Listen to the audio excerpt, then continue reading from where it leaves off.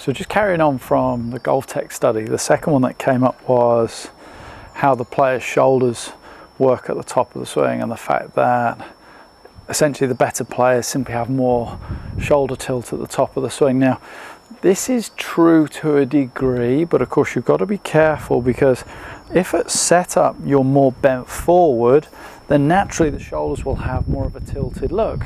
If, like me, you're quite tall and tend not to bend over so much, then the shoulders, though still tilted, won't look as tilted as a player who's bent forward. So the first thing you need to find is the correct posture for yourself. So we talked about this a little bit before. Stand up tall, hands on your legs.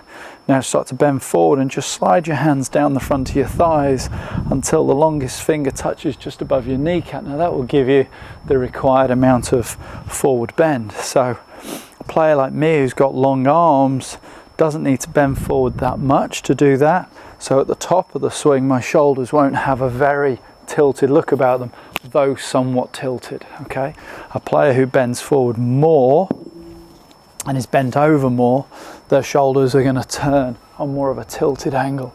So I think the thing to just look for is maybe the misconception that when you make a swing, you're definitely not trying to keep your shoulders turning on a level, that's for sure. There has to be some tilt, but the amount of tilt is going to be different depending on the player. So what's important is for you to find your tilt so you can do it.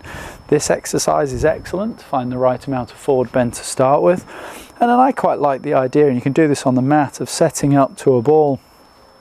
Put your ball about a foot away from the edge of the mat, and then take your setup. So we've gone through the posture, we've got the required amount of forward bend. Now club across your front, make a backswing, and at the top of the swing you'll notice that the end of the grip will point somewhere between your ball and the edge of the mat. That will give you the required amount of shoulder tilt.